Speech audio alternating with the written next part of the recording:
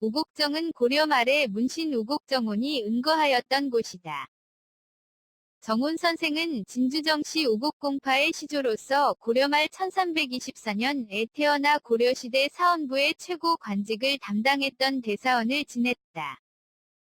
이성계의 조선 건국에 반대하여 두문동과 지리산 청학동에 은거하다가 조선 태조 2년 1393년 이곳 진주에 서재를 짓고 자신의 호를 따서 우곡정이라 하였다.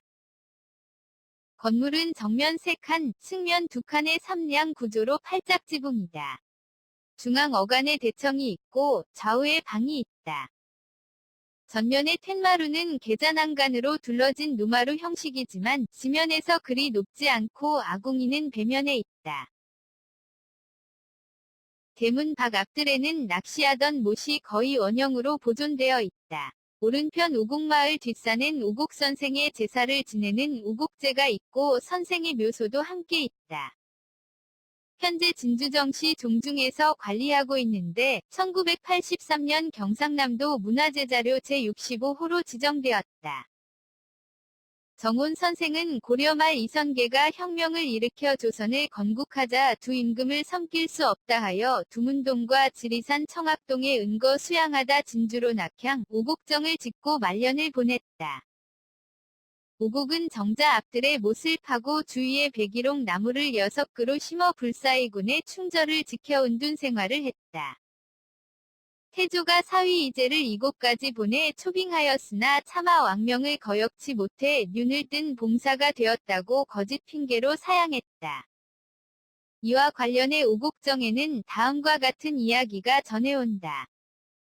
이성계가 우곡을 영입하기 위해 수차례 사람을 보냈으나 정온 선생은 이를 사양하다 급기야 눈뜬 봉사가 되었다고 핑계를 댄다.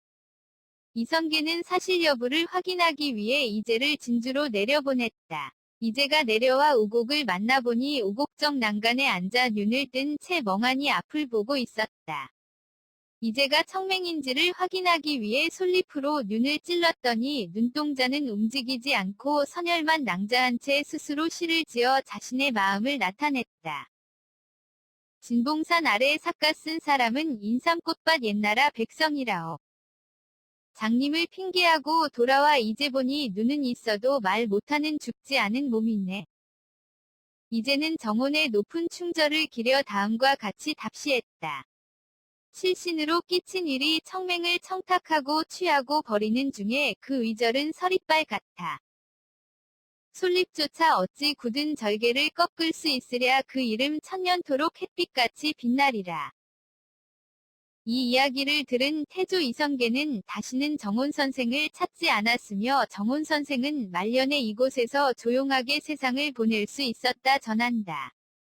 또한 후손들에게 조선왕조에서는 절대로 출사하여 벼슬을 하지 말도록 자손들을 훈계하기 위해 남긴 월화상기는 아직도 진기한 기록으로 후손들에 의해 보관되고 있다. 나무 목자 밑에서는 관을 쓰지 말라 푸른 열매가 아직 익지 않았다.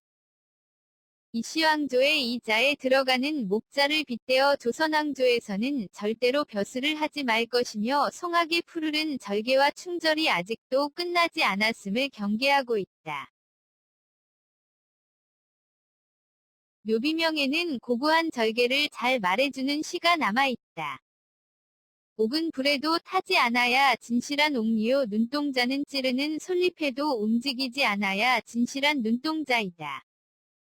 하늘을 우러러 부끄러울 것 없고 땅을 굽어보아도 부끄러울 것 없이 내 마음에 족하면 그만이다.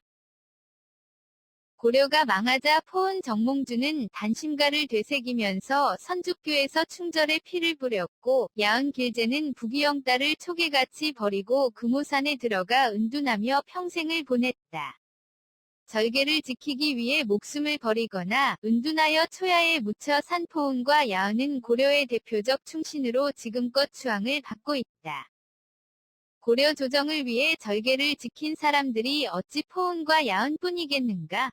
두문동에 들어가 세조정의 핍박 속에 덜어는 낙향하여 끝내 세상에 나오지 않았으며 덜어는 산속에서 타 죽을지언정 조선의 신하가 되지 않았던 두문동 현인들을 비롯한 수많은 고려의 선비들이 있었다. 우곡정호는 고려 조정의 신하로서 절개를 지킨 진주의 선비이다. 자헌대부 대사헌 등의 벼슬을 지낸 그는 고려 조정이 어지러워지자 고향인 진주로 낙향하여 운둔하면서 평생을 보냈다. 후세 사람들은 포은 정몽주의 죽음과 야은 길제의 은둔, 그리고 우곡정혼의 청맹을 은나라의 3인에 비유하고 있다.